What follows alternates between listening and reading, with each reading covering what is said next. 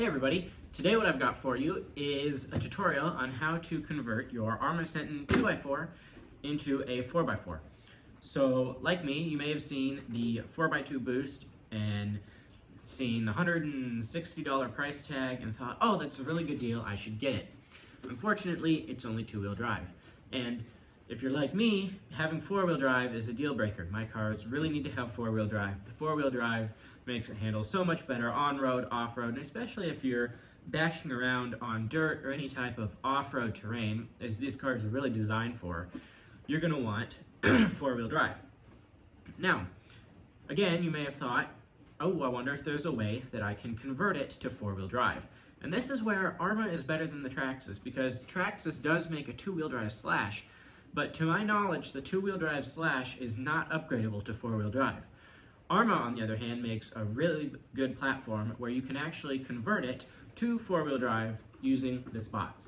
So, what's in this box here is, number one, a bunch of stickers, because obviously you gotta have stickers.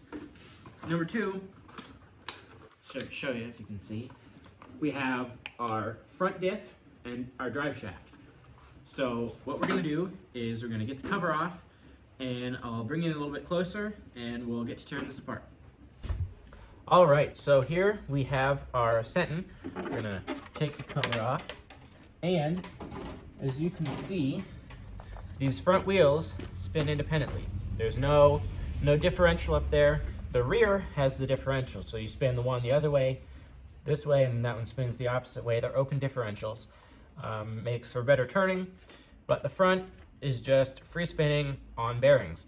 So what we're gonna do is we're gonna change that. We're gonna put this front differential in there, and it comes just in a box packaged just like this.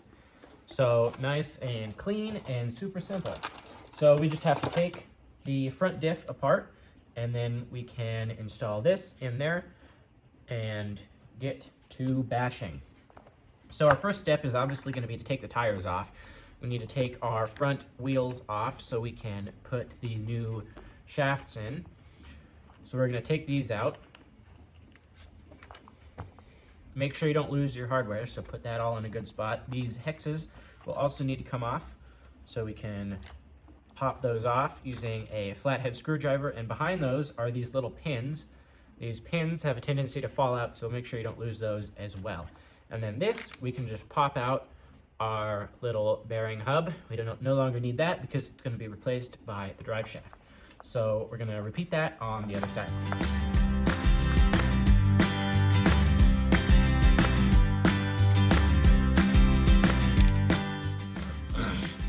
Make sure that you save these bearings. Sometimes the inner bearing, which goes on here, can come out with the shaft. We need to make sure we save the bearings. The shaft, we do not need to save them. Okay, so with that, what we're gonna do is we're gonna flip the car over, and we're gonna start undoing these screws here. So the first two that we need to undo are these ones, and they're gonna be, I think, a 2mm Allen hex. So we're gonna take those out. And then we also need to take out this 2.5mm screw. In here, there are also some 2.5mm screws. Those need to come out as well. All right, now that those are out, we can pop this skid plate. This front skid plate needs to pull forwards. I have to do it with a screwdriver. It needs to go forwards and then up. So now we get that out of our way. This whole front assembly should just lift off like that.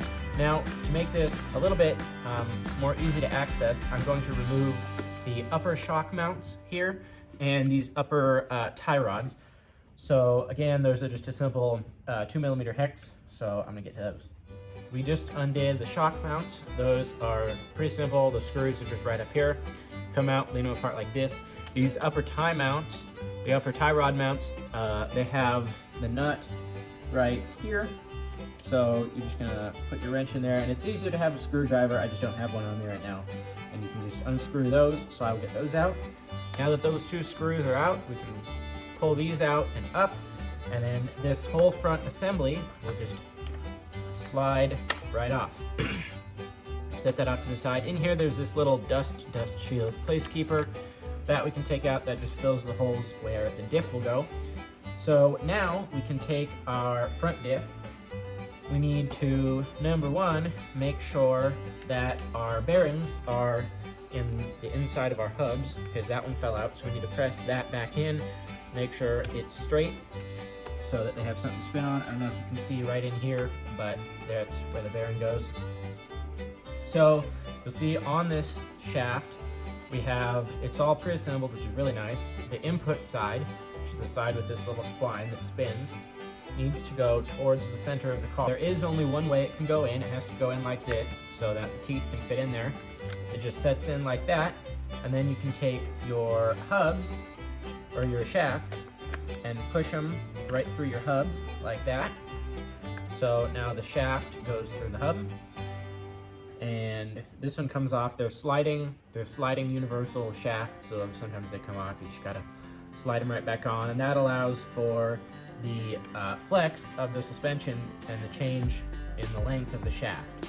As the suspension travels, the shaft shortens, and that's where the ability to expand and shrink comes from. So now that those are in and where they need to be, we can take the front assembly and put it back on. So this bottom skid plate goes right under, and you're just gonna set it there. This will sit on just like so, and it's just gonna snap in there. And now that that's snapped in there, we can put our tie rods and our shocks back on. So I'm gonna put those on real quick.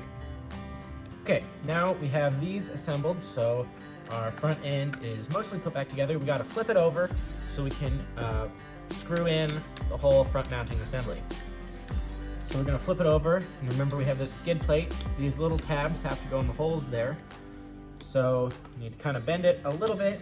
Sometimes it helps to just get a screwdriver, push those down in there. That's gonna snap, just like so. And then we have these 7 screws to put back in. So the long big ones will go in the holes. And then up here, so there's 3 of these total. They're all the same length, so it doesn't matter. And then this other one will go right here. And then we have 3 shorter ones. We have 2 little ones here and here we're gonna put on. And then one right here that holds the plastic skid plate back on. Okay, so now that we have these screws back on, everything is back bolted together. The only thing left is to put the tires back on. So we're gonna flip it over. Now, right here we see the bearing, the outer bearing fell out. But what we need to do is we need to spin this and pull it out all the way so that the little... Okay, we got that back on. So now we just need to put our wheels and tires back on. So take the little pin, put it through the hole. Hex, the slot on the hex needs to line up with the pin, just like so. Wheel and nut. One thing that's important is to make sure that it's through all the way before you put your bearing on. So I don't know if you can see there, make sure that that little hole is on the outside of this, because sometimes it'll get pushed in like that and won't come out all the way. So make sure you put that on, and then you can just hold this inner shaft here with your fingers and then slide the bearing right over it. That way, when you go to put your little pin in, it's just right there, super easy, and you're good to go. Push the hex on, and once we screw the wheel on, the nut on the wheel will tighten all this together and stop this from getting pushed in and stop the hex from coming off. So we just gotta kind of hold it in place until we can get our wheel on. All right, we have our 2 front wheels on, and you can see now when we spin the one tire, the other tire spins in the opposite direction. So we have our full differential now. Now the only thing left we have to do is install the center drive shaft, which is right here. And what they actually do is they give you, this is your sprung center drive shaft, so it just presses in. They give you 2 lengths of spring. So because this can be used for other platforms, They offer another different shorter length of spring if the diffs are closer together, or if you're ever to put a center diff in the gearbox. So with this, you just line it up to the spline on your front diff. I don't know if you can see that, but right in there is your spline on the front diff, and then your spline on the output here that spins with the motor. I like to put it this way so that the larger end is out. Personal preference, it really doesn't matter. It's not going to hit anything either way, so you just put that in there first, line it up, and you'll feel it snap on. You'll compress the spring, and just like that, we have four-wheel drive. So now, our front tires are completely fully diffed up, the rear tires as well, and now all four of them will spin when the motor spins. So that is pretty much it. These parts here, you don't need to keep. If you want to throw them in the spare parts bin, you can, that's fine. Not necessary. The car is now complete and ready to go. Alrighty guys, thanks for watching today's video on how to make your Arrma Senton 4x2 four-wheel drive. Hopefully this is informative and it helps. Like I said, this is super easy. It took me maybe 20 minutes to do. All you needed was the kit, which cost about $40. So if you add the $160 price of the two-wheel drive car to the four-wheel drive kit, you're in at about $200, which is $60 cheaper than the four-wheel drive one. So it's a budget-friendly option if you're cheap like me to get a four-wheel drive Arrma Senton. And all you need are 2 Allen wrenches and a wheel nut hex remover, which pretty much everybody who has these cars have. All the tools you need come in the box with the car.